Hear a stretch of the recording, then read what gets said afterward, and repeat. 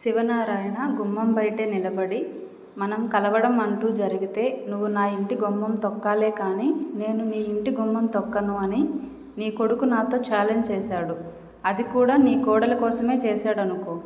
ఆ మాటకొస్తే దీప కోసం కొండ మీద కోతినైనా తీసుకొస్తాడు, లేదంటే వాడే కోతిగా మారిపోతాడు అంటాడు వెటకారంగా శివనారాయణ.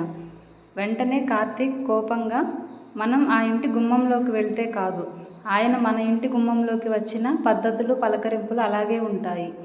కానీ నువ్వు మాత్రం తండ్రిని చూడగానే నిన్ను నువ్వే మరిచిపోయి లేచి నిలబడబోయావు అని తల్లితో అంటూనే శివనారాయణ వైపు చూసి, అది నా తల్లికి నీ మీదున్న ప్రేమ అంటాడు. శివనారాయణ కాస్త మౌనంగా చూస్తాడు. మనం ఆ ఇంటికి వెళ్ళి పేరు పెట్టి పిలిచినా ఎగిరి పడతారు. ఈయన మాత్రం గుమ్మంలో నిలబడి కోతి కొండముచ్చి అంటూ మనకు పేర్లు పెట్టొచ్చు అంటాడు కోపంగా కార్తీక్.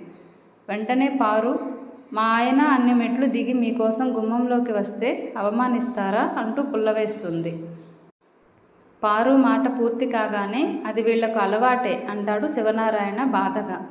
రావద్దని మేము ఆపామా, లేదంటే జరిగింది మేమేమైనా గుర్తు చేశామా? మీరే వచ్చారు, మీరే మాట్లాడుతున్నారు, మళ్ళీ మమ్మల్ని ఎందుకు అనడం అంటాడు కార్తీక్. వెంటనే శివనారాయణ, ఎవరిని అనాల్సిన అవసరం నాకు లేదు. అలా అని నీ ఇంట్లోకి నన్ను పూలు జల్లి ఆహ్వానించాల్సిన పని లేదు. ఆవేశపడింది నువ్వు, పంతానికి పోయింది నువ్వు, ప్రగల్భాలు పలికింది నువ్వు, గీతలు గీసుకుని గుమ్మాల బయటే నిలబడిపోయింది నువ్వు. నేను ఎవరి మీద సవాళ్లు విసరలేదు. విసిరిన వాళ్ళు నిలబెట్టుకోండి, నేనైతే గడప దాటి లోపలికి వస్తాను అంటూ లోపలికి వస్తాడు శివనారాయణ. శివనారాయణ వెనుకే పారు, దశరథ్, సుమిత్రలు కూడా వస్తారు. ఇలా కూర్చోండి తాతయ్య గారు అని దీప స్టూల్ వేయబోతుంది. నాకు ఎవరి మర్యాదలు అవసరం లేదు, ఎవరి మర్యాదల కోసం నేను రాలేదు అంటాడు కోపంగా శివనారాయణ.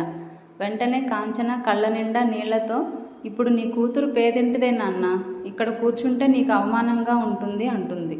వెంటనే పారు, చూశారా కాంచన ఎంత మాట అందో, తనకు రాయాల్సిన ఆస్తి వాటా ఇవ్వలేదని దెప్పి పొడుస్తోంది అని పుల్లపెట్టే ప్రయత్నం చేస్తుంది కావాలనే.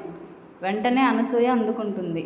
గొడవలకు కాకపోతే ఎందుకమ్మా ఆ మాటలు అంటుంది పారుతో కోపంగా అనసూయ. మీ మనసుల్లో ఉన్నదే అన్నాను అంటుంది పారు. మీరు మరీ అంత మనసుల్లోకి దూరి చూసినట్లు మాట్లాడకండమ్మా. ఆ ఆస్తుల గురించి వాటాల గురించి ఏనాడు ఈ తల్లి కొడుకులు ఆశపడలేదు. మొన్నటికి మొన్న మీ అల్లుడు గారు వచ్చి ఆస్తిలో వాటా అడగండి అని రెచ్చగొట్టారు. అప్పుడు వీళ్ళు ఏమన్నారో తెలుసా?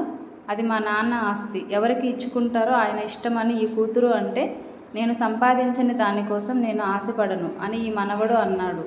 ఇంత మంచి వాళ్ళు ఇక్కడ తప్ప ఇంకెక్కడా కనపడరమ్మా అని ఏకిపారేస్తుంది అనసూయ. ఇలాంటి మనుషులు మన వాళ్ళుగా ఉండడం అదృష్టం అంటుంది అనసూయ కోపంగా.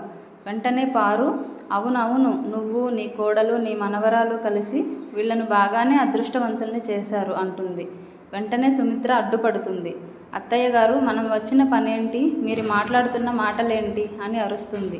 వెంటనే శివనారాయణ, అవన్నీ వాళ్ళ మాటలకు సమాధానాలే సుమిత్ర అంటూనే పారుని సమర్థిస్తూనే, పారిజాతం ఇప్పుడు గతాన్ని తవ్వడానికి రాలేదు, కాస్త ఆగు అంటాడు.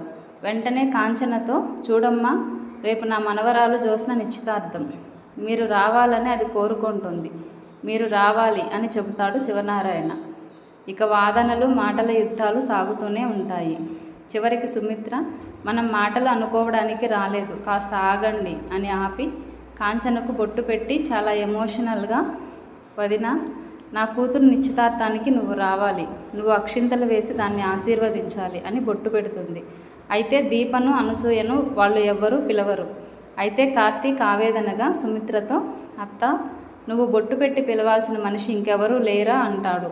వెంటనే సుమిత్ర దీపను కోపంగా చూస్తూ, ఒకప్పుడు ఉండేవారు, ఇప్పుడు లేరు అనేస్తుంది. దాంతో కాంచన ఏదో జరిగింది అని మనసులో ఫిక్స్ అవుతుంది. ఇక వాళ్ళు కార్తీక్ని, కాంచనను మాత్రమే ఆహ్వానించి వెళ్ళిపోతారు. అయితే కార్తీక్, నేను రేపు ఆయన మనవడిగా కాదమ్మా, క్యాటరింగ్ తీసుకున్న కార్తీక్గానే వస్తానమ్మా అంటాడు తల్లితో. అప్పుడే కాంచన అనుమానంగా, అవును, మా వదిన దీపతో ఎందుకు కోపంగా మాట్లాడుతుంది, అసలేం జరిగిందిరా అని ఆరా తీస్తుంది. శౌర్య ప్రాణాలు తీయబోయిన జ్యోత్స్నను కొట్టినప్పుడు జరిగిన గొడవ గురించి కాంచనకు తెలియదు. దాంతో ఆ నిజం చెప్పలేక, ఏం లేదమ్మా, నిన్న క్యాటరింగ్ కోసం వెళ్ళినప్పుడు చిన్న గొడవ అంతే, జ్యోత్స్న గురించి తెలిసిందే కదా అంటూ కార్తీక్ కవర్ చేసి, దీపను తీసుకుని వెళ్ళిపోతాడు. అయితే కాంచన అనుమానం తీరదు. వెంటనే అనసూయతో ఏదో జరిగింది, ఏదో దాస్తున్నారు, మా వదినను అడిగే తెలుసుకుంటాను అంటుంది. ఇంతటితో ఎపిసోడ్ ముగుస్తుంది. Subscribe to my channel.